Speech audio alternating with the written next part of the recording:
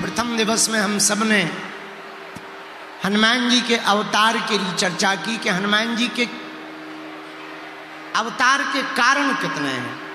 6 कारणों पर हम सब ने चर्चा की, पर जिस सूत्र के साथ कथा शुरू प्रारंभ की है वो बड़ा अनूठा सूत्र है।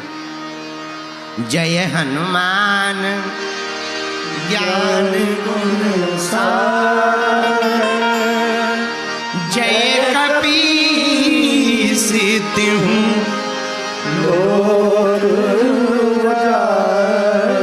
जहां हम बैठे ये त्रिवेणी है और त्रिवेणी में 3 नदियों का संगम है और हमारे हनुमान जी भी तीनों लोकों के उजागर हैं, तीनों लोकों में पहुंचने की क्षमता रखते हैं। हमारे हनुमान जी भी त्रिकालज्ञ हैं। हमारे हनुमान जी भी केवल तीनों लोकों में पहुंचते नहीं, त्रिकालज्ञ नहीं, एक बात और है हमारे हनुमान जी में। बोले क्या? बोले हनुमान जी अपने त्रियताप निवारक हैं, त्रियताप निवारक भी। धन्य है हनुमान जी। इसलिए राम जी के प्रकट होने के पूर्व में हनुमान जी की चर्चा जरूरी।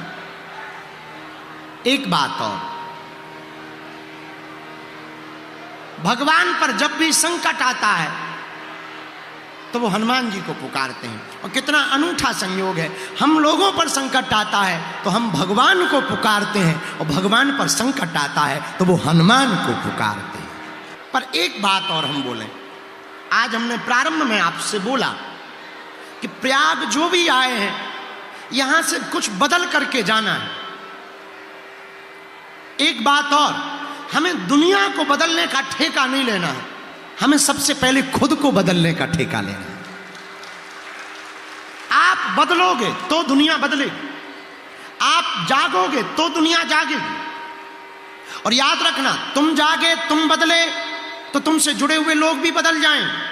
तुम्हारा घर बदलेगा, फिर समाज बदलेगा, परिवार बदलेगा, फिर समाज बदलेगा, फिर गांव बदलेगा, फिर जिला बदलेगा, फिर प्रदेश बदलेगा, फिर देश बदलेगा। इसलिए मेरे पागलों, हम बात कर रहे हैं कि हमें हिंदू राष्ट्र बनाना है, पर उसका हमने सूत्र निकाल रखा है। हिंदू राष्ट्र बनाने के पहले हमें खुद को कट्टर हिंदू बनना पड़ेगा। मेरे प्रियजनों, आपने सुना होगा, आपने देखा भी होगा, ईंट बनते हुए किस किस ने देखी है? ईंट टीवी मोबाइल पर देखी होगी, डायरेक्ट नहीं देखी होगी। सुनो, ईंट कैसे बनती है? मिट्टी से। जब बहुत मिट्टी के कण इकट्ठे होते हैं तब एक ईंट बनती है, और जब बहुत ईंटों को इकट्ठा किया जाता है तो दीवार बनती है। लेकिन जब बहुत दीवारों को इकट्ठा किया जाता है तो मकान बनता है।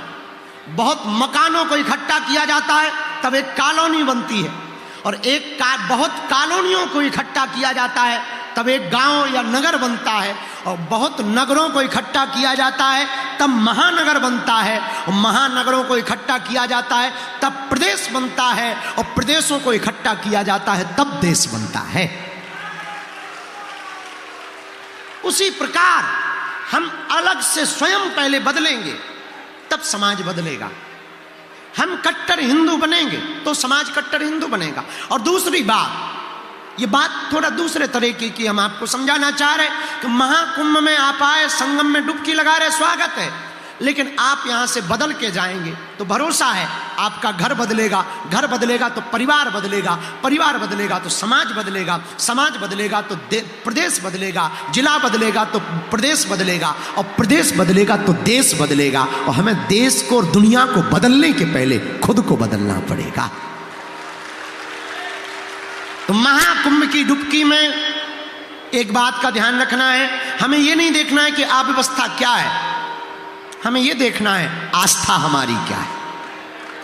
और आस्था व्यवस्था नहीं देखती है, हमारी जिसके प्रति आस्था है तो है, अब वो कैसा भी हो, कहीं भी बैठा हो, कैसा भी दिख रहा हो, आस्था है तो है। हमारी महाकुंभ में आस्था है तो है।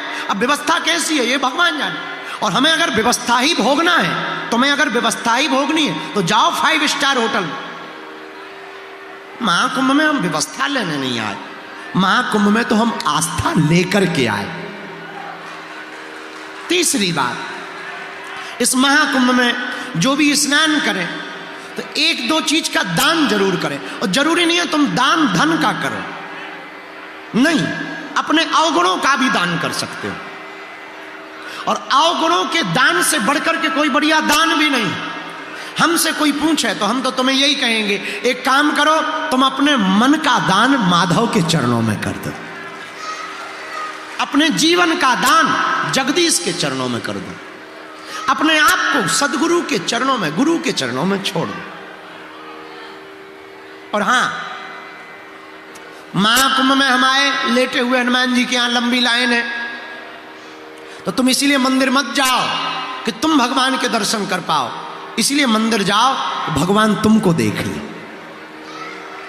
तुम भले ही भगवान को ना देख पाओ, पर भगवान तुमको देख लेंगे तो जीवन बदल जाएगा।